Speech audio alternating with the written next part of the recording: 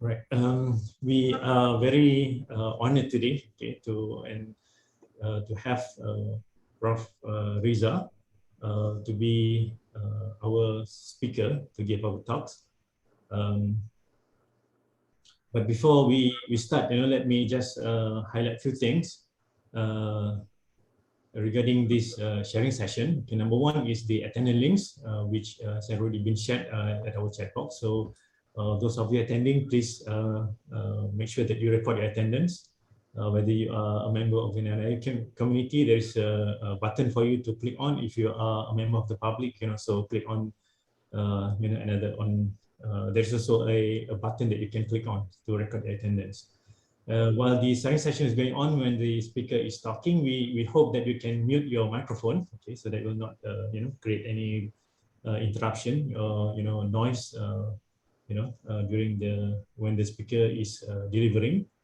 And inshallah, the speaker will be talking about 40 minutes. This is a 1 hour session, so that after the 40 minutes there will be a question and answer session.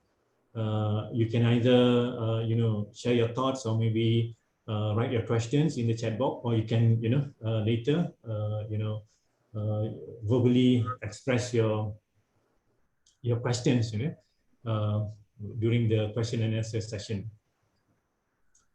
Just to give you a background, as I said earlier, the reason why the Resource Center is organizing this program is we want to encourage our community to continue reading, not just reading academic materials.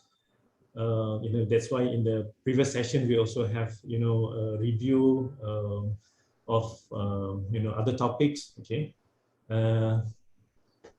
but for today, RC Sense series, okay, the talk will be on the title Kampung Malays: Surviving the Modernity by Professor Dr. Muhammad Riza Wahidin, who is currently the Vice Chancellor of the University Science Islam Malaysia, USIM. So let me just give you a very brief profile about our speaker. I think many of us, or maybe many of you already know him. If I were to explain everything about his profile, it will be too long, but I'm going to just highlight a very few so that it will not be taking too much time. Prof. Riza obtained his PhD at UNIS, University of Manchester, Science and Technology, UK, in August 1989 in the area of quantum physics. And then he also pursued his higher doctoral degree, doctoring in science, DSc, also in UMIS UK in December 2004. So he's obtained 2 PhDs. He is the Mosty 1994 National Young Scientist Award winner in recognition of his research in quantum optics. He is the recipient of the IDG Asian Chief Security Officer, CSO, in 2011, and also recognized by the Academy of Science Malaysia, ASM, as one of the top 2017 top research scientists in Malaysia. He is a fellow of the Malaysian Mathematical Sciences Society, a fellow of the Malaysian Institute of Physics, and a fellow of the Academy of Sciences Malaysia. And presently, he is the Vice Chancellor of University Science Islam Malaysia, USIM. And without further ado, I will like to invite the speaker to start to deliver a talk about his book. Please welcome Professor. Auzubillahi minasyaitanirrajim. Bismillahirrahmanirrahim. Respected Professor Dr. Abdul Rahman, congratulations for being appointed as the Dean of KICT. May Allah make it easy for you to manage the kuliah with the support of the many talented staff over there. I'm sure it will make it very easy for you. Much easier, inshallah. Inshallah. Thank you for the dua, Prof. Thank you for the introductory remarks. Also take this opportunity to thank Dr. Sharifah Amira for inviting me and giving me the task of talking about my own book. Usually I've been looking at the recordings of the previous KICT RC sense, they were talking about other people's book. So that's why I guess it's called book talk today instead of book review. So thank you for giving me the chance to share some thoughts on the book published in 2019. Assalamualaikum warahmatullahi wabarakatuh, and a very good morning. All right, so let me see if I can share my slides. All right. Can you see the slide? Yes, Prof. All right. Okay, this is the title slide. So the book talk will be on this book entitled Kampung Malay, Surviving Modernity. It was published in 2019. And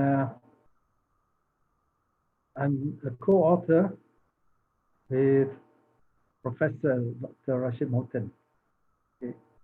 He was with the Kuliah of KHS. Not sure whether he still is a guest writer at IUM, but okay, I would like to acknowledge him as well because he's the first author of this book. And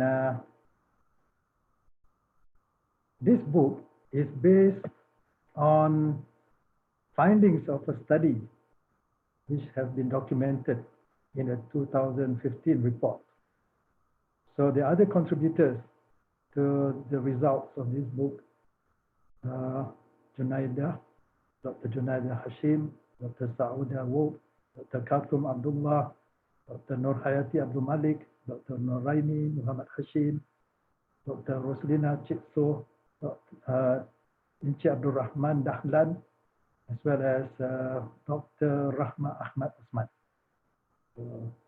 These collaborators have managed to come up with a report way back in 2015. So the whole project was initiated by our former president, Tan Sri Datuk Sri Utama Dr. Rais Yatim. Through the project, Budi, University Center for Community Engagement, at that time was called Budi. So now the emphasis of IUM is towards Sejahtera. So Dr. Rais Yatim managed to get a significant amount of funding to conduct this research. And eventually he insisted that not just a report, but a book should be published so that stakeholders will be able to benefit from it. So I also take this opportunity to thank Dr. Rusfa Hashim, the director of IUM Press, for sitting down many times with Professor Rashid Moten to ensure the quality of the book is met. I mean, the expectation is met. And of course, IUM Press, we acknowledge for the ability for this book to be published, printed and published. So the content of this book, chapter 1 is about a framework for analysis. Chapter 2, we talk about Kampung Malays and Malay Kampung. Chapter 3, talking about the tradition and change in Kampung Malays. Chapter 4, economic well-being. Chapter 5, social cultural well-being. Chapter 6, religiosity. And we conclude with chapter 7. So all in all, it's about 150-page book. And the book actually examines the extent to which physical infrastructure in the name of development has changed the skyline of Kuala Lumpur and how much its inhabitants have embraced this mind of progress. This project also investigated how this development has impacted the rural grassroots level individuals, which within the duration of about 60 years have had to assimilate and integrate numerous and momentous adjustments to life, lifestyle, and society. The objective of the study, first, is to examine economic, social, cultural well-being, and religiosity of Malay communities in Malaysia. Second, to identify the issues confronting Malay communities.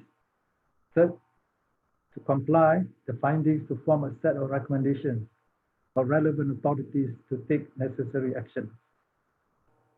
So I've decided that since it is a book talk, I also will make an approach where I will not describe the whole content of the book, but rather give you some kind of outline and perhaps to motivate you to buy the book. Now, the word well-being has been used several times just now, so it's appropriate to define what is well-being. Well-being is generally understood as a quality of people's lives. Simply stated, well-being can be described as judging life positively and feeling good, the feel-good factor. So well-being is a multi-dimensional concept. The WED, Well-Being in Developing Countries approach, identifies three key dimensions: the material, the relational, and the subjective. So this study uses the above framework and operationalizes the three dimensions as economic well-being, socio-cultural well-being, and religiosity of village dwellers in Malaysia. Let's start with economic well-being.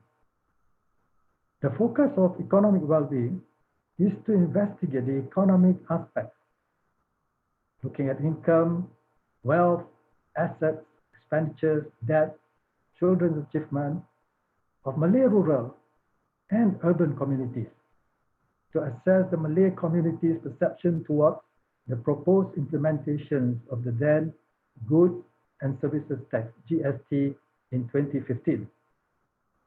Their opinions as to how this policy would affect them personally, as well as the overall economic situation, to evaluate how the Bantuan Rakyat Satu Malaysia, BRIM, has affected the Malay community and take his opinion on how this policy is affecting the overall economic situation, and to assess the use of computer and the internet among the family members. Social cultural well-being is divided into two main issues, namely family relationship and cultural landscape. Family relationship identifies factors that cause family disintegration in the community in question.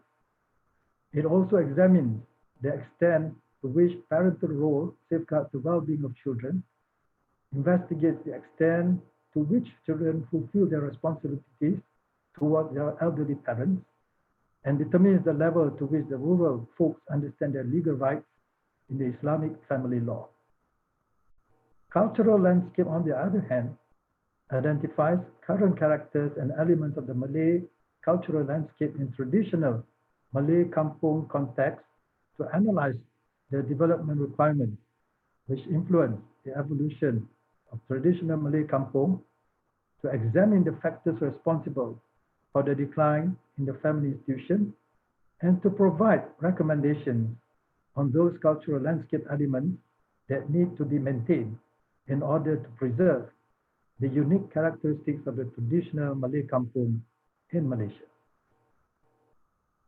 Finally, religious values. The religious values dimension aims for studying the religiosity and contentment of Malay rural and urban communities, despite the rapid development and disruptive changes that have taken place in the rural Malay communities in Malaysia. The scope of the study was conducted at 5 different locations: Pontian Johor, Kampung Besut Terengganu, Kampung Sikir Kedah, Kampung Manjoy Ipoh Perak, and Kampung Baru Kuala Lumpur. Both quantitative and qualitative research designs were used for data collection. the former use of survey method. Data were collected using a questionnaire developed from previous studies, while some new questions were also developed to suit the study objectives. For the qualitative research, in-depth interviews were conducted with those informants who had knowledge about the development of their villages. To strengthen the study, photo shoots of each locality were done by professional photographers. So the questionnaires were distributed between 7 November until the 24th November 2014. And prior to the release of the questionnaire, we piloted it through with about 50 respondents selected in Ipoh as well as in Perlis. So that questionnaire was reviewed and improved. And eventually during the period in November, about 800 questionnaires were distributed among 800 respondents.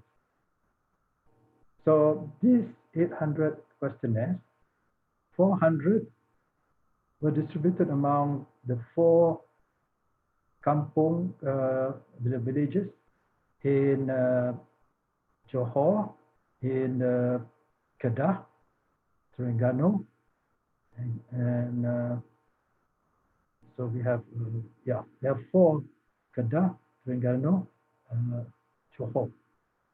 Okay, and then the other one, the remaining 400 was distributed in Kampung Baru.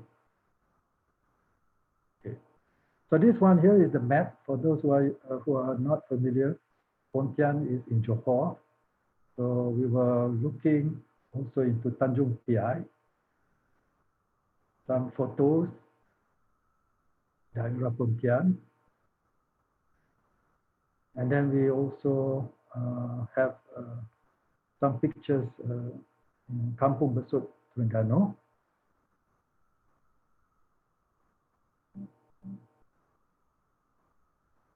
Kampung Singkir in Kedah.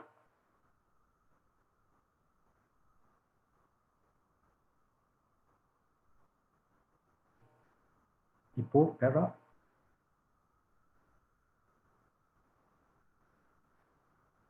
So in this photograph, there's this lemongrass balm as a product of satu kampung, satu product. So this is in Manjor, Ipoh. Right, so the last one is in Kampung Baru, Kuala Lumpur. So 400 questionnaires were distributed, 100 in Pontian, 100 in Manjor, Ipoh, 100 in Kampung Singkir, Kedah, 100 in Besut, Terengganu. The remaining 400, because it is more densely populated, were distributed among the residents in Kampung Baru, Kuala Lumpur. So for economic well-being, it can be inferred that most of the respondents are economically stable, represented by owning houses, 76.4% of them, savings in banks with tabung haji and or amanah saham investment, jewelry, and land. They also own various modes of transportation, car, motorcycle, bicycle, or boat of sampan. Their monthly expenditure on food and utility bills are low. And even if they have to repay car loan, it is about $600 or 600 ringgit or below for 66.1% of the respondents. Overall, on a ranking of 0 to 10, 74.2% fall in the second half, which implies that only some of the respondents can be classified as living in a poor economic situation. Since the launching of the Bantuan Rakyat Satu Malaysia, also known as BRIM, in 2012, millions of Malaysian households have benefited from this one-off cash payment. from initial amount of 500 ringgit to the proposed 950 ringgit in 2015. BREAM has benefited 70.7% of our respondents who also expect this financial aid to continue. It was also found that even though more than 70% are aware of what GST is, they were nevertheless not very sure of how it would affect them. So if we recall, GST was launched officially on 1st of April 2015. So this is despite many informative campaigns on GST, its process and its benefit to Malaysians on various media and road tours by the government. For the One District, One Industry program, our study found that even though more than 80% of the respondents realized its potential benefits, only 12 takers. 12% actually participated in it. Another issue asked pertaining to the study was the relation usage of the computer and the internet. Greater half of the respondents have computer at home, but not many are connected to the internet. Our respondents use computer mainly for social interaction communication and for learning purposes like surfing the internet, playing games, and for watching videos. They have been using it for past 5 years, while the frequency of use was 7 times a week for about 4 hours per sitting, and mainly during nighttime. Those respondents with computer connected to the internet use it for information search, sharing, and for general browsing. The findings also revealed that computer is not the best mode of communicating with friends and family members, as telephone is widely used for such purposes. Overall, the respondents are satisfied with their economic condition in terms of having sufficient money brought about by 2 incomes, pension, and having working children. Their future aspirations included a better family life by starting family businesses and having successful children who have completed their education. Family relationship considers various aspects regarding families. The sense of family institution, we talk about family breakdown, children's obligation, awareness of the Muslim family law, and family resilience to challenges. In this regard, 3 main reasons found for family breakdown are divorce, poverty, and problems with children. Nonetheless, the number of divorce respondents who attributed it to lack of mutual understanding between the spouses is very few. A few term financial crisis owing to heavy debt as a cause of their divorce. Then there are women deserted by their husbands due to poor mutual understanding and financial problems. Few cases of divorced women are also found that do not receive continuous allowance from their husbands, either intentionally or on account of non-affordability. Under children's obligation, we found several reasons for them to work in the vicinity, the noblest being that the children want to take care of their parents. The other common reason is that they already have a job close to their parents' home. On the other hand, those staying away from their parents for work find it difficult to return home, so they do so once a week.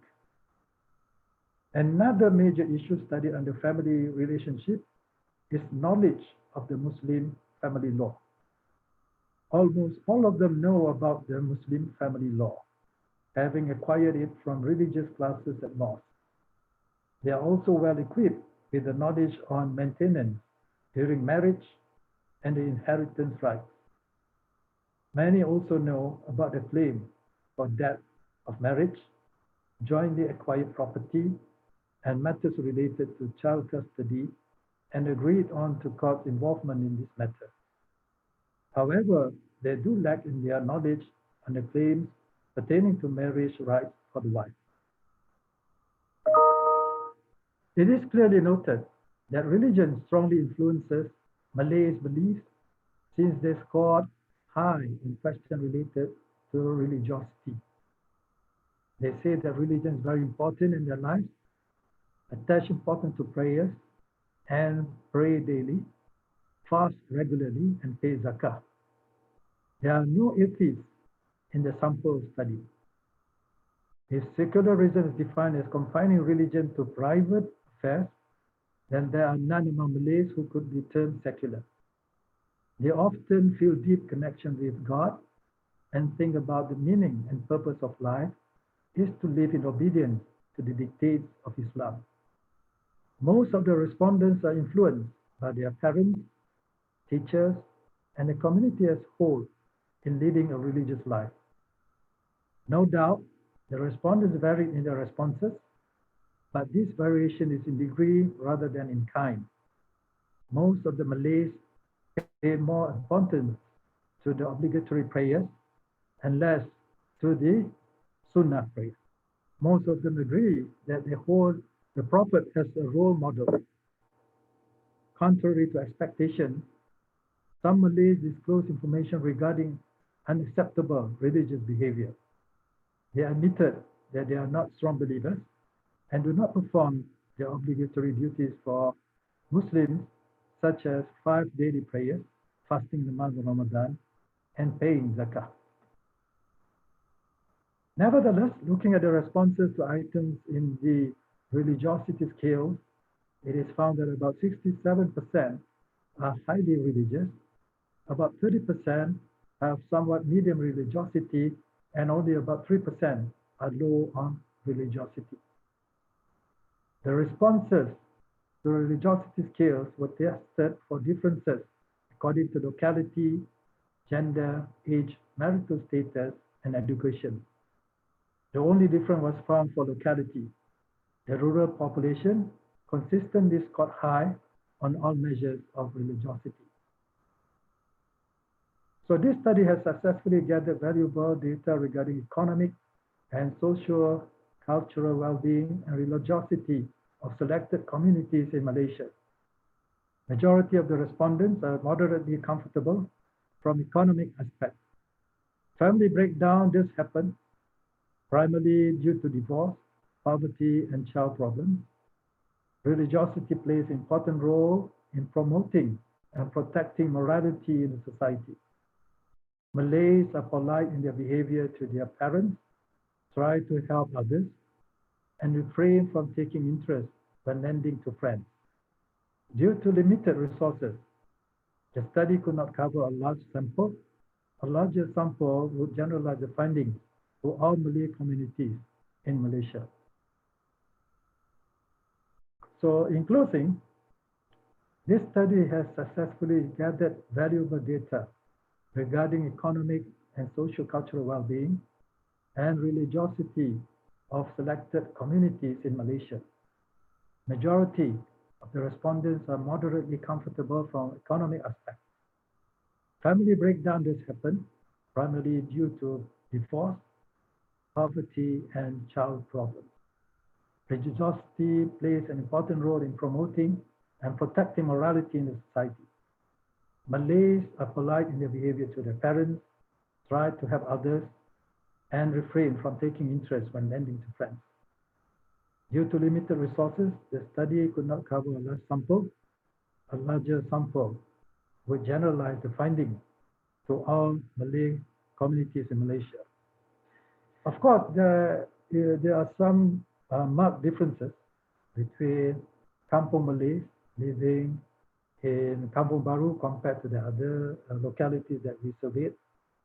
For example, those staying in Kampung Baru, they have larger debts, larger savings compared to those living in 4 other localities. But then again, in terms of the definition of well-being, as we define in the study, I would say the Malays are quite content the word reda, they are happy to be able to get whatever they get. And this is also one of the things that may be a challenge to the authorities, because to some, you may look at the Malays as being lazy and not going for the better quality of life.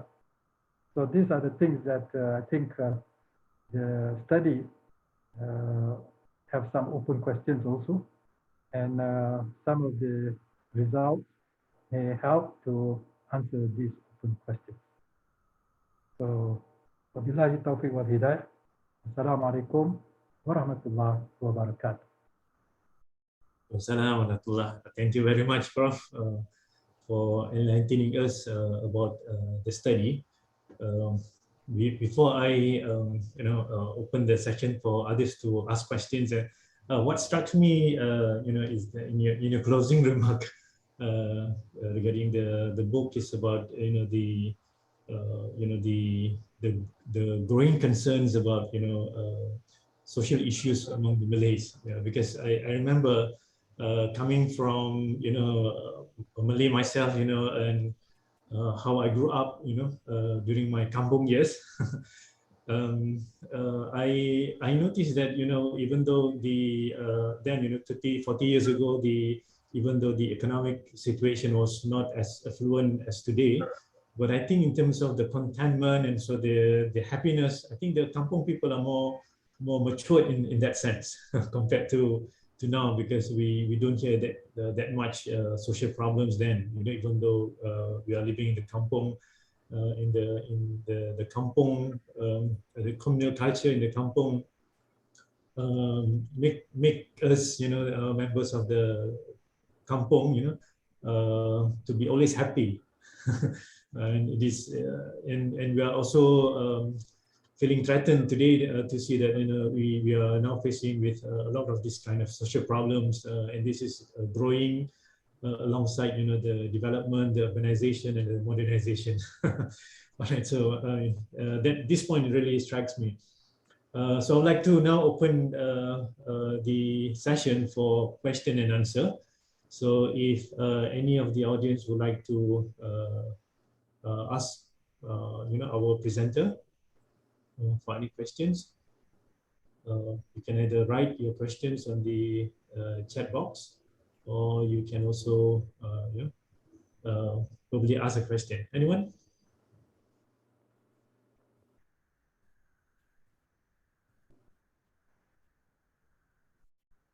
Maybe while waiting for that, I've always have this in mind. I'd like to ask you, you being a scientist, an expert in physics, even in quantum physics and mathematics, and your intellectual expertise has always been on the science. What why do you take interest in in the Malay studies, or in the trying to get data about the state of affairs of the Malay right now? Okay. There are several reasons. Okay. But I would say the main reason at that point of time, when we're talking about 2014, 2013, if you remember, I was the Deputy Rector for Research and Innovation. So that's how my involvement was there, because the then president of IUM wanted this to be a project under Budi. So it was of his interest to know more about the question pertaining to what extent Malays are, rebel. This well-being, the concept of being happy. So that was the reason, I think, if we look into the history, why the British wanted to form Kampung Baru in the first place. Because the Malays, they are happy to stay in the kampung. So eventually they found out that they have to bring the Malays to Kuala Lumpur at that point. with the formation of Kampung Baru. And the rest is history. You see. So now this study is making a comparison between the Kampung Malays, of course, in the rural areas, as compared to those staying in the urban area, specifically in Kampung Baru. So that is the main reason my involvement. At that point of time, I was the deputy rector for research innovation. So Tan Sri Rais Yatin, I managed to get a research fund to fund the project. And he insisted it has to be, the output should not only be a report, but it has to be in the form of a book. So the other reasons, of course, for example, we are quite curious to know. I mean, those questions about the role of religion, scientists would like to know. Because from my training in England, when I learned physics, there's no relationship between Newton's laws and God. So those kind of things, you know, is separated, you know. In this case, in Malaysia, from this study, it seems that how many years of development in industrialization and modernization, the main chunk of the Malays, they are still holding to the values and culture. Is there any question from the audience? Anyone? Assalamualaikum, Prof. Salam. Yes, brother. Yes, sorry, I cannot turn on my webcam. It's not working. Okay, first of all, thanks for your book talk. And I think it's quite interesting to see the findings, okay, of that work. And yes, looking at the current scenario of our well-being, the social well-being, plus the political well-being, the religiosity well-being of our society now, how do you foresee our well-being in the coming future, particularly for Malay Muslims? Well, the study did reveal that the Malays, specifically we are talking about Kampung Malays, be it on the rural or the urban, we found out that religion is very important. And also to be knowledgeable, to be able to acquire knowledge. For example, relation to marriage, that's one example. How to survive under the disruption of technology, and we are talking even today. So it has been about 7 years since the study was first initiated. And today we are talking about the disruption caused by the pandemic COVID-19. And we see that it has hit very hard, especially among the Malays, okay? In terms of jobs, in terms of economic well-being. And I think I think we have to say we are grateful and we thank Allah subhanahu wa ta'ala that we have not seen rioting. Okay? We have not seen big demonstrations saying that do something and help us. We have no food. I mean, that kind of impact you will see in somewhere else, I think. But in Malaysia, alhamdulillah, I think majority of the population, comprising of Malays, they hold on to religion. So be it economic or be it political challenges, I think the Malays have come to a certain point of maturity, okay, to be able to cope with different scenarios.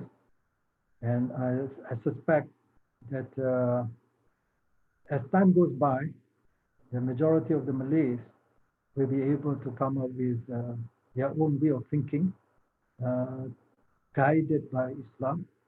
And right now we are talking about wawasan kemakmuran bersama. And I think there is a very good vision, so that it's not about Malays only. We are talking about Malaysia, the concept of Keluarga Malaysia is timely, and this all boils down to the most important thing is to hold on to religion and to pursue knowledge. Allah. Thank you, Prof. It's a very, very interesting thoughts of that. I remember, I think in one of your talk, in other occasion, you mentioned that the Malays used to be the producer.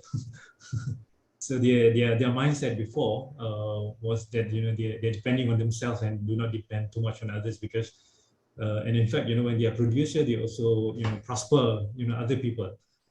Even though from the modern economic terms, they may not be economically affluent, but they don't depend too much also on other people, because they can produce themselves. But today, I think in terms of numbers, we are seeing that more people are becoming consumers rather than producers. And when they are consumers, they need to have big incomes. And if, let's say, they are not economically fluent, then they cannot depend on themselves. And maybe this can also be one of the reasons why they're not happy if they do not have enough money, because they cannot consume, because the only way to consume is when they have money to buy things from others. So what do you think about this, bro? Yeah. Over here in USIM, we have this agenda, prosumerism. Okay, prosumerism comes from the word prosumer. So it was coined by Eldin Toffler way back in 1970 in his book, Third Wave. So it comes from the word consumer and the word producer. So when you combine consumer and producer, you get the word prosumer.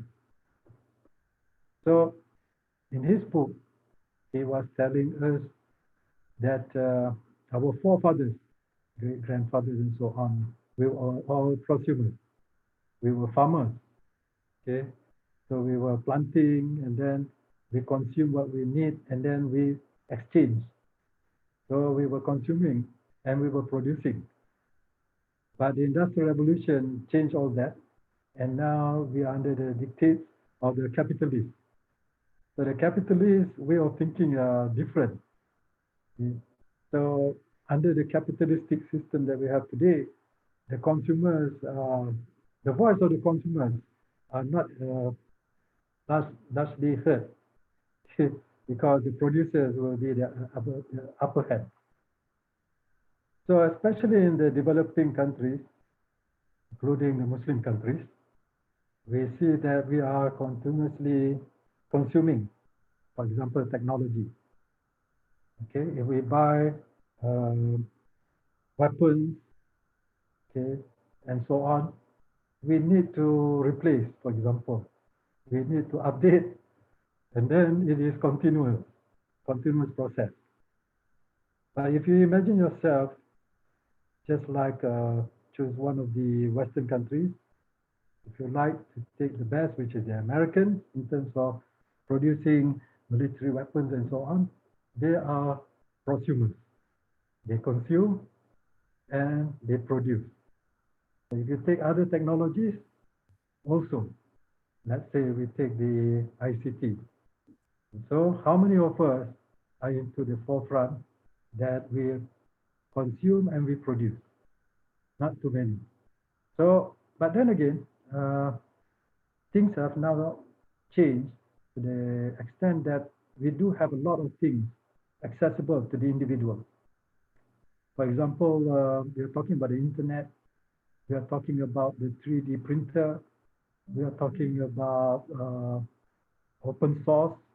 Okay, so all these things allow us, specifically for consumers, to consume these so-called freebies available via the internet. How to cook, so how to cook mee goreng nicely, how to knit a dress, and all those things. You can do marvelous things by looking at the YouTube, for example. So that is part of consuming. And then through your innovative mind, you start to produce.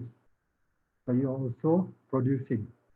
And then the design that you have in mind can be distributed across the world.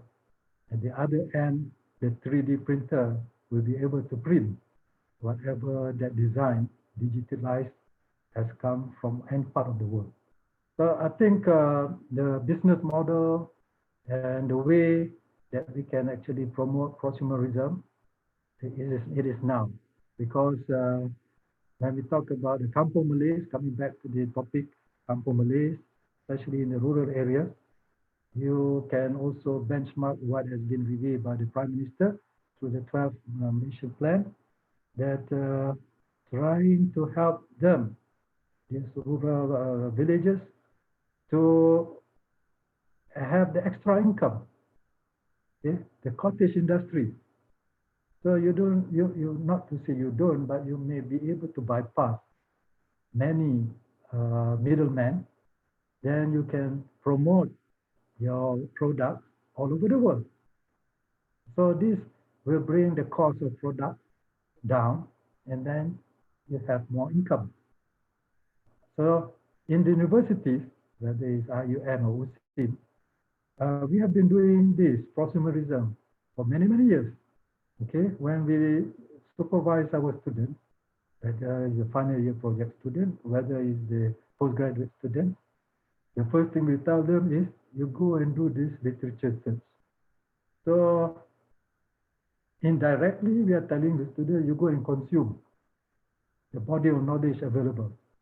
So after a couple of months, you have developed the student to such an extent, he or she is able to come up with new innovative ideas, so they can come up with a research proposal. So consuming and prosuming is part of the university life. And the only challenge now is, how do we make it, something that is operational outside the university? So within university, of course, we have students to ensure that they take this concept of prosumerism and then become so-called entrepreneurs. And then how do we operationalize this outside the university? That is the next challenge. Thank you, Prof, for that insights. Very interesting.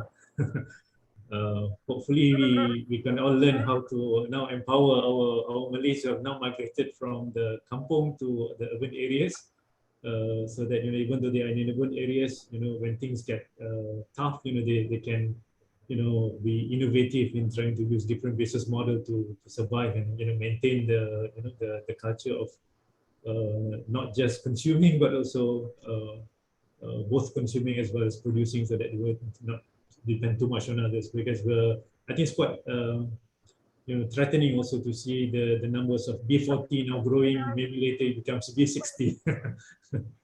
Yeah. All right. Any other question from the audience?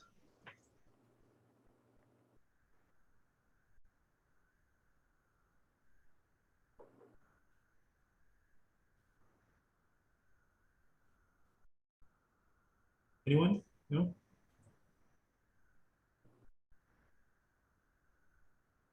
Any additional things that you'd like to say, Prof? Okay. In summary, I think the modernization, industrialization, development, of course, have significant impact on the Malays, whether they are urban or rural, the result of which we can see significant migration patterns.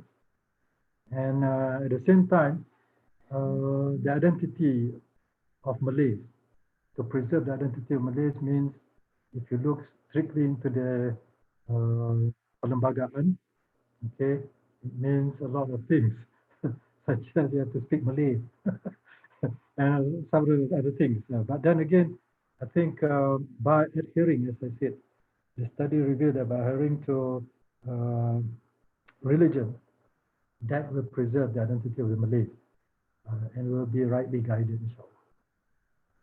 So thank you very much for having this session, allowing me to say my piece. And right, we'll keep in touch. So Prof, before we end, can we have a group picture? So I would like to request everyone to turn on their camera so that the the organizer can snap some photos, group photos. Can everyone turn on the cameras?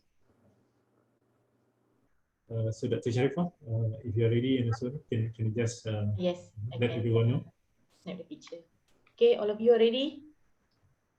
Okay. Okay, 1, 2, 3. Okay, one more. Okay, 1, 2, 3.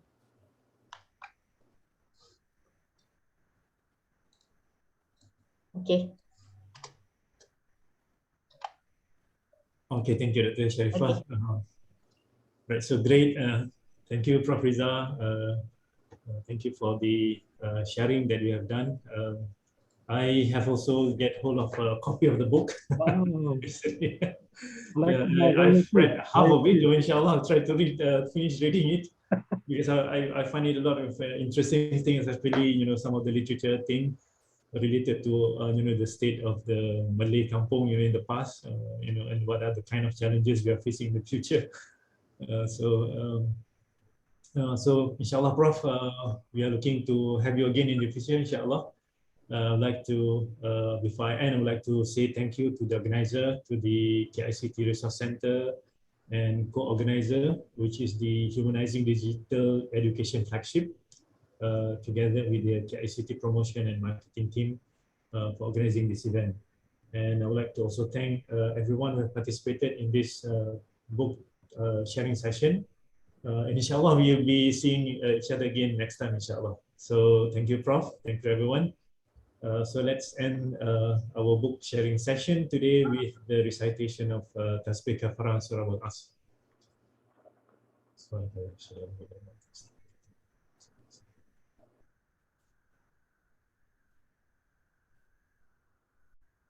Thank you once again, Prof. Dato'. Assalamualaikum warahmatullahi wabarakatuh. Take care. Waalaikumsalam warahmatullahi. Thank you, Prof. Thank you, Prof.